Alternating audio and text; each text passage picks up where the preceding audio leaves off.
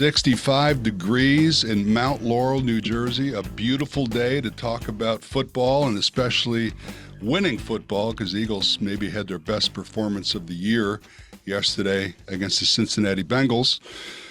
Eagles win, Dallas loses, Washington wins on a Hail Mary. It's a lot of stuff to talk about here. But welcome to the Bird Brains with Ken and Mark.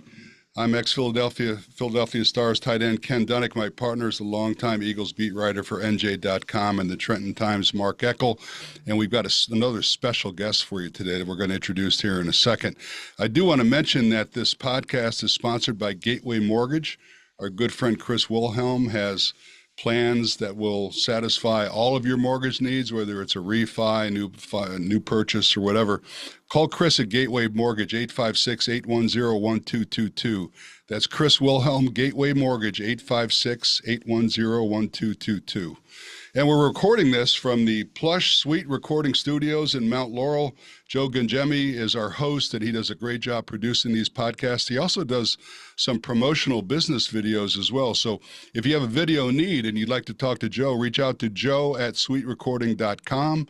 That's his email, or go to the SuiteRecording website and check out Joe Gangemi. And then finally, JerseyMan and PhillyMan. Mark, as you know, I'm trying to get you down here for this. You're being a little stubborn, but on November 7th, we've got our event of the year, Ballroom at the Bend, 6 to 10 p.m., but November 7th.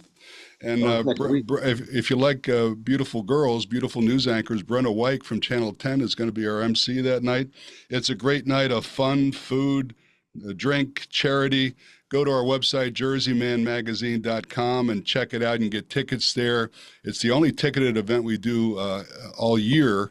And last year, there were almost 500 people at Ballroom at the Bend. We raised $18,000 for charity. So if you want to meet some celebrities and have a good time, come join us on November 7th at the Ballroom at the Bend for the Unmasking Gala, sponsored by JerseyMan Magazine. So, and we have a special guest, and I want to bring him in at this point. He's joining us by phone due to some technical difficulties, but longtime Philadelphia radio host Paul Jolovitz is on the phone with us. Paul, how are you? Good, Kenny. How are you doing today? Great. I know you and Mark go way back, right? When did you come on to the radio scene, Jolly, in your tenure? I've been listening to you for a long time. I know that.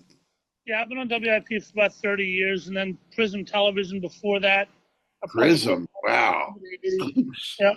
I was one of the subscribers. I remember the Prism broadcast. Who was Jim Barniak, right? Wasn't it Jim Barniak? Yeah. Barniak, Dumoff, Kenny Adelberger, Larry Rosen, all those guys. Yeah. That was before the days of I think ESPN was just kind of coming into vogue at that point. Yeah. So that was kind of the local, sports outlet here. They had movies. Prism had movies as well. They did. Yep. Yeah. It was full service. Sports in between. Now, Mark, did you and Jolly run into each other in the locker rooms at all? Oh, absolutely. Back in the days where you could actually have live interviewers instead of doing the Zoom thing and everything. But I don't know if I could survive today. But Jolly and I, we not only in the locker room, but I think we hosted a couple shows together, not too often, but a few, Paul, right? Yep. And then you were on after me a lot of times, or vice versa. Yep. We would do crossovers. Yep, always fun. Well, anyway, it's great to have you guys on. We want to talk about a really complete Eagles performance yesterday. I thought the team overall it was we're talking Eagles? We are going to talk Eagles. We got all that. We got all the nostalgia and all that stuff. I thought you brought Paul on this week because the Breeders' Cup is coming up. And listen, he is a good handicapper, and he does like games of chance. So we're going to talk about that a little bit at the end of the podcast. I'm kidding. Paul and I. That's another thing. We have a Saratoga connection as well. Big time. Yep. Love it. So let's get the bitching portion of the podcast out of the way first, and that is the Eagles didn't score in the first quarter. It wasn't all their fault because Cincinnati had a 10-minute drive, and they did score in their first possession. So I don't want to hear any more of this no score in the first quarter stuff. But anyway, Mark, let's start with you. You saw the game yesterday. What did you think overall of the Eagles' performance, both offensively and defensively? I thought it was pretty complete. Yeah, like you said, we said before we started, it probably, without a doubt, their best overall performance. And it comes on the road, which, it's never easy to win on the road, a place where they had never won. The Eagles had never won in Cincinnati. I think 0-4-1. So it's not like they played her every year, but still, that never won there. Hadn't played some bad games there, if I remember through the years. So yeah, good overall. Kind of a strange game though, like I said to you too. Like you said, the Bengals hold the ball for 10 minutes to start the game. I'm thinking, oh, this is going to be one of those games, right? I mean, and the Bengals never punted. That's amazing. They went for it once, didn't get it. They missed a field goal. They turned it over twice. Again, and that's the other thing. The biggest plus of that game, not only the final score, but Eagles again, no turnovers. Right. They don't turn the ball over, they're going to win most games. They're tight. Yeah, they were +2 in the turnover column yesterday, and that's always important. Jolly, what are your comments initially of what you saw yesterday?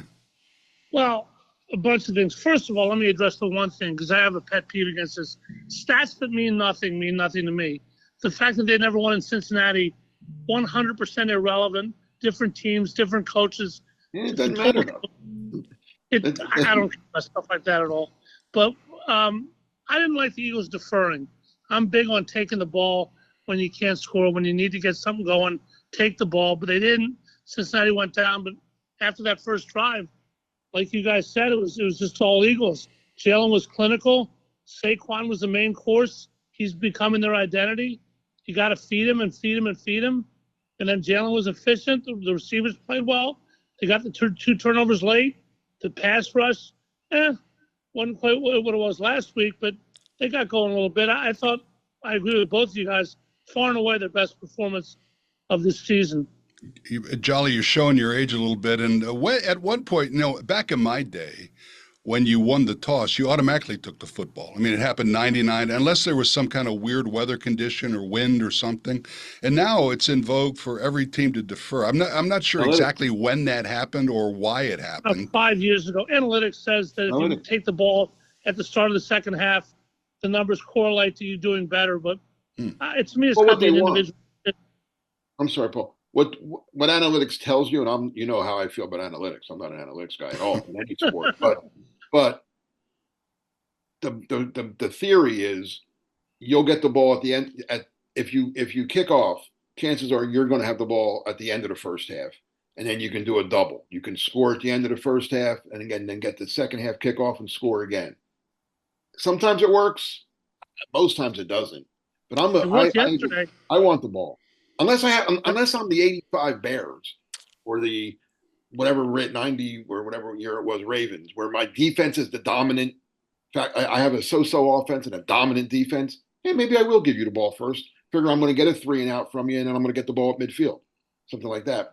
But no, I'm in favor of taking the ball and getting out to an early lead if possible. Let's look at some of the numbers. Jalen Hurts, very efficient, 16 for 20. 236 yards, 1 touchdown, passing, no interceptions, which is always important. Also had 37 yards on the ground with 3 touchdowns. Of course, one of them was the tush push. One of them was a great draw call, I thought, a quarterback draw on the goal line. Mark, start with you. Hurts' performance in a nutshell yesterday? Efficient is the word, like you said. I mean, they didn't ask him to do a whole. Well, he ran for 3. That's pretty good, but he managed the game well. He's doing what people said that he couldn't do, which is play turnover-free football, make good decisions, and win the game. Well, he's making good decisions because he's got the time to throw, and I'm not sure if the most valuable player on this team isn't offensive line coach Jeff Stoutland, because they're missing 2 offensive line starters again there yesterday. Mekhi Becton was out, and of course Mulata is on injured reserve, and this offensive line is not missing a beat. And Jolly, you've been around for a long time. That's unusual when you have that kind of turnover in an offensive line to see them play that well. Did that surprise you at all? No, because of what Mark said. I mean, you said it would have surprised me if you told me a generic team missed 2 offensive linemen. My roommate in college was an offensive lineman who actually played pro football, so we used to talk about it all the time. It's offensive line is like a watch. It's not just how you do; it's how you do in sync with everybody else. And Stoutland does an amazing job of identifying talent, teaching him to play, but more importantly to me, guys, teaching him to play together. Fred Johnson was great yesterday against Hendrickson, who had like 7 sacks coming in. They blocked well for the run.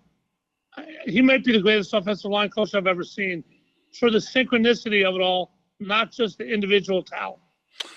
Yeah, and we're also missing our starting tight end, Dallas Goedert, still out, and we lost Darius Slay early in the game, and Isaiah Rodgers came in and made a big play, which I'm going to talk about in a second. Let's talk about Saquon Barkley a little bit. Mark, 22 rushes, 108 yards, no touchdowns, but this guy, game after game, just gives you everything that he's got. Second effort, always accepts the first blow and seems to shed the first tackler, and sometimes two or three.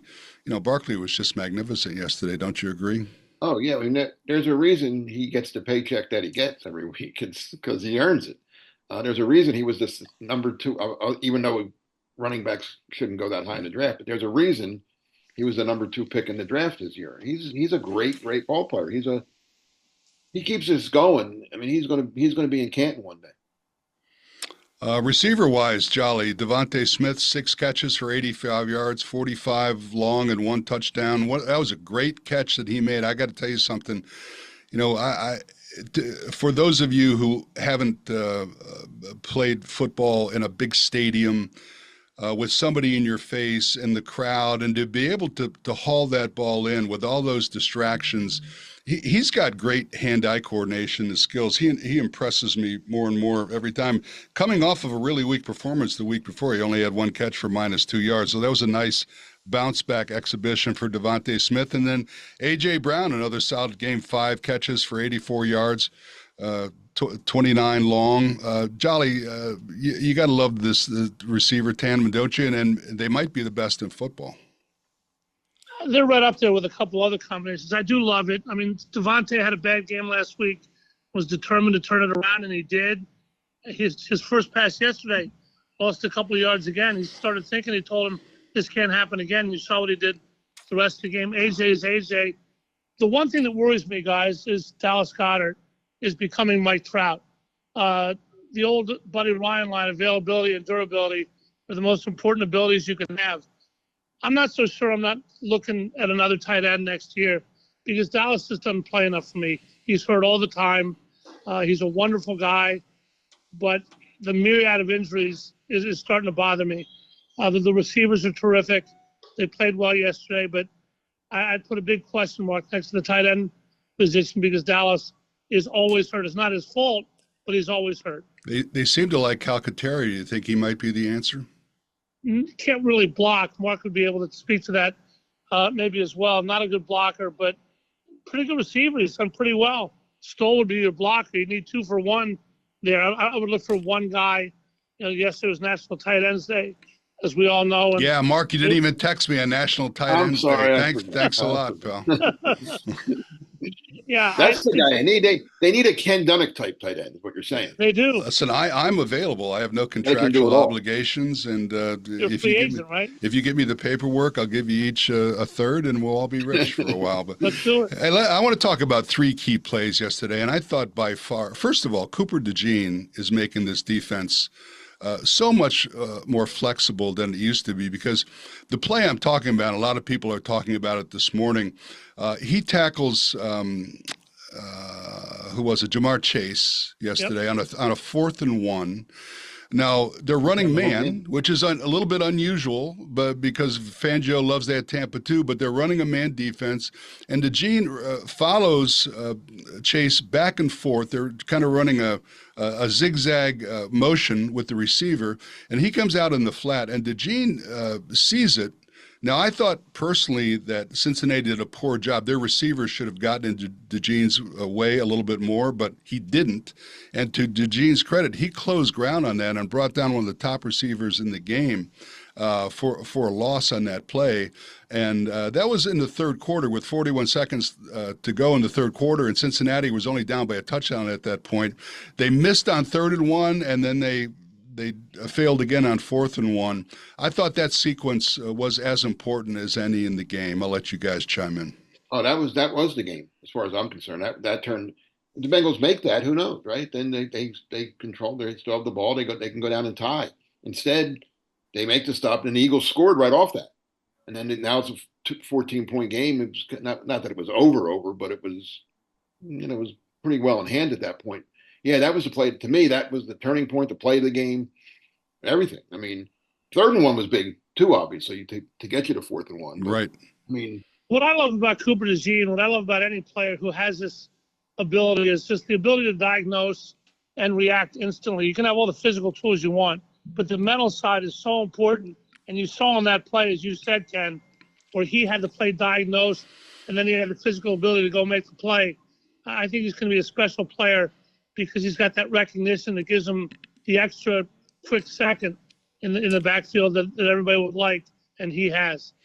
Staying with the Eagles' defensive backfield, Isaiah Rodgers has that deflection that's picked off by C.J. Gardner-Johnson in the 4th quarter with about 12 minutes to go. It was a fantastic reaction to a tip ball. Mark, your thoughts on that play and how important was that? The old tip drill, right? Don't Yeah. they practice that every day? I know they when they used to let us watch practice, we'd watch them practice that all the time. So I'm assuming they still do that, right? Yeah. Well, I don't know. We're not allowed to watch practice I know. anymore. They kicked the media out, so we're Oh, that not was sure years what ago they they did that, but yeah, that was the Eagles did it after Antone Davis tripped over the goalpost, and the back page of the Daily News the next day was kaboom. So that's when they banned us after that. But no, that again, great play. I mean, the defense, which looked awful early in the year, and I was saying, man, this they're going to have to win every game. That's my point. Cooper DeJean, I think, is really It's vitalized hard to this a rookie. defense. Yeah, it's hard to believe a rookie. What is he, nickelback would make that big a difference? But yeah, I mean, but they're all playing. At least they have confidence in a guy that can cover back there, and that leads them to be able to do more things defensively instead of sitting in that Tampa 2 zone. Well, part of it too is getting that. I mean, they Fangio comes in with a totally different defense than this team has played the last whatever many years, right? I mean, they were a 4-3 forever. Yeah. At least, whatever, last 10 years or so. I don't know. He comes in, changes it all around. I thought it would take time. I mean, but sometimes it takes forever. They never pick up on it. So I think they're starting to figure it out what he wants them to do. I think Vic, to his credit, is figuring out what he has. I think he came in thinking, all right, we're going to do this, this, and this, and it's just going to work. And then he figured out, well, this guy can't do that, and that guy can't do this, and we're going to have to move some guys around. And then you get it, Cooper DeJean, who's, like you said, playing very, very well for a rookie. Jolly, we're talking about the coordinators and their systems. Do you think it's possible that they're both getting comfortable with each other, the players and the coaches and the schemes? Does it look like they're maturing on both sides of the ball with these new coordinators? Yeah, that's a good point, Kenny. Obviously, anybody who coaches anybody has to be familiar and know what he has and try this and try that. And I think, like you said, Kellen Moore getting dialed into Saquon and what Jalen can do and likes to do, be it over center, the shotgun, motion. Fangio, the same thing. They sent a couple guys. Baum came a little bit yesterday. Didn't really blitz at all last week. Fangio is very good at disguising his defenses also. Like you said, the man with DeJean. So, yes, I agree with you completely. I think the more familiar coordinators get with their talent, the more familiar people get with their talent, no matter what you do, the better job you're going to do. And I think we've seen that the last couple of weeks. Let's talk about the upcoming schedule. This week we have Jacksonville at home, the return of former Eagles head coach and the only Super Bowl winning coach in Eagles history, Doug Peterson, who may be on life support down there in Jacksonville. They are playing a little bit better, but as you know, it's a bottom line business, and right now they're struggling. Mark, what do you think of the return of Jacksonville? And do you think Doug's going to get that team pumped up for this game? You know they're going to come in all guns blazing, don't you? Yeah, they're going to want to win for Doug, but he's been here. It's not his first trip here. He's been here before and lost. I told you when the Eagles were 2-2 and everybody was gloom and doom, I looked at the schedule and said, these next 4 games are very, very winnable. It was Cleveland, the Giants, the Bengals, the Browns, and the Bengals. Or no, what was it? I said Browns twice. Cleveland, Giants, Bengals, Jacksonville. I said there are 4 very winnable games.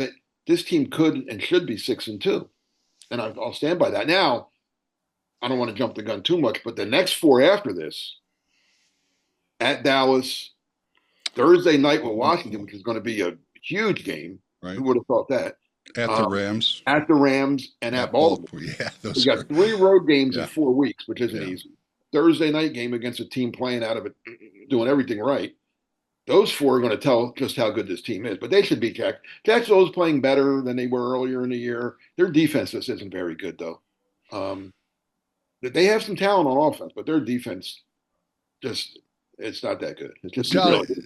Jolly, you think it's overblown when a head coach comes back into his city? Do you think that, in this day and age of the players and the money and everything, do you think, he can get them fired up more to play the Eagles than any other team? Well, I don't believe in the old 110%. You got to play 100% every week. Let me just give you guys one of my pet peeves before I answer that question. I don't know how you guys feel about it. It drives me insane, and maybe I'm strange. I am strange. There's no such thing as a Jaguar.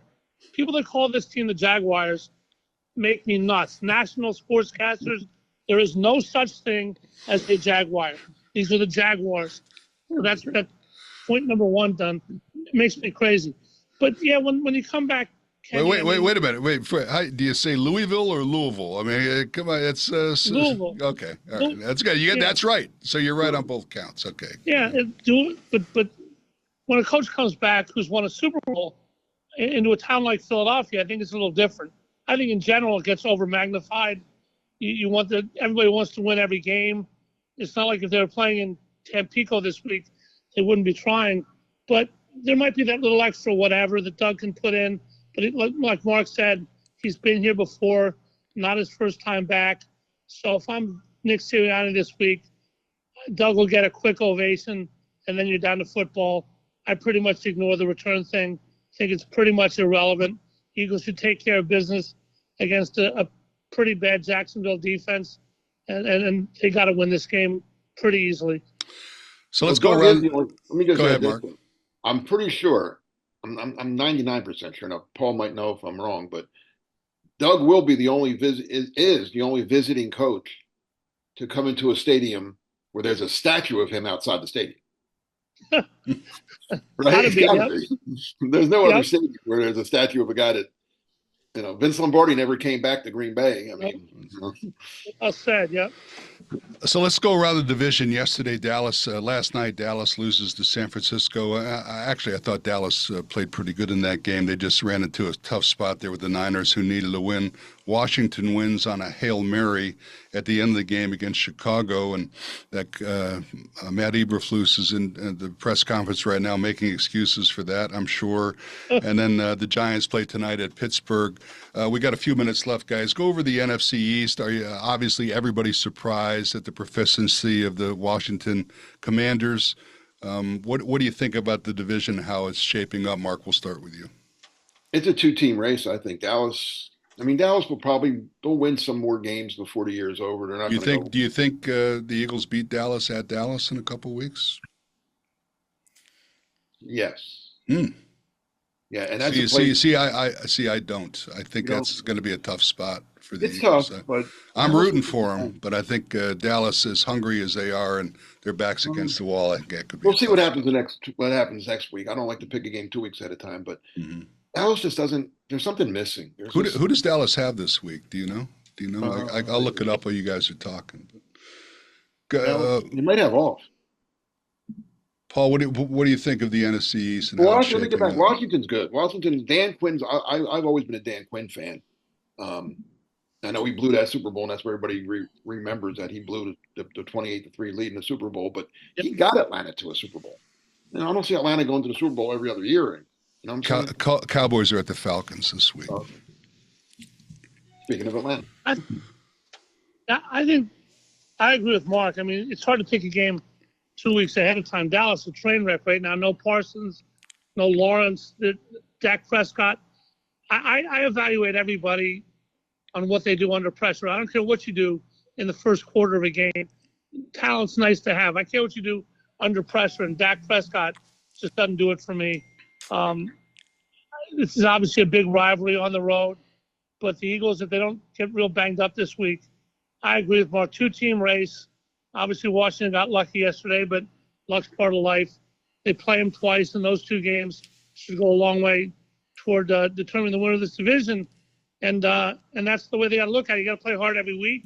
Dallas is obviously in the race until they're out of it, to coin a comedian's line. But just keep your head down, keep winning, and don't worry about Dallas or Washington or anybody else. Just play your game every week, and don't get too high and don't get too low. And I think good things happen to you then. Jolly, talk a little bit in the few remaining moments that we have about your podcast. You're kind enough to have me out to the Great American Pub every year, and we talk Eagles football. He gets some big names, Mark. He gets like Vermeil. He had Spagnola last week. This guy doesn't fool around. Why he has me on the show, I'm not quite sure.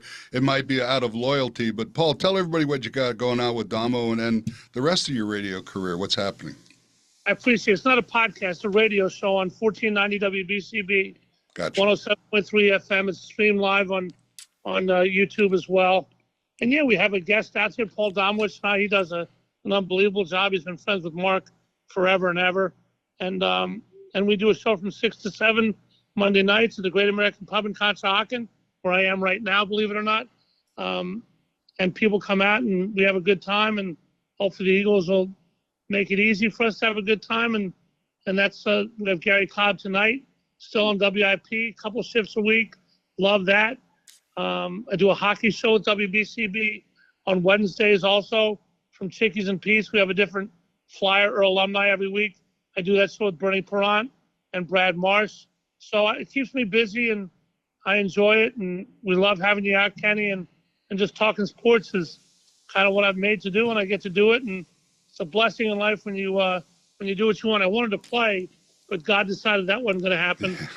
So I'm doing the next best thing. Well, talking sports is a pretty good way to make a living, and I think all three of us have been pretty lucky in our careers. And, Paul, I appreciate you jumping on with us. Sorry about the technical difficulties because we couldn't see your smiling face, but the voice it just was sufficient, I guess. And, Mark, it's always good to be with you, and we will talk again about some Eagles football next week. And I think we all agree that the Eagles should be able to handle Jacksonville at home, and then it's on to Dallas, and that's when the real fun starts. So for my co-host, Mark Eckel, and our guest, Paul Jolovitz, this is Ken Dunek. Thank you for listening to the Bird Brains with Ken and Mark, everybody, and we will see you next week. Take care.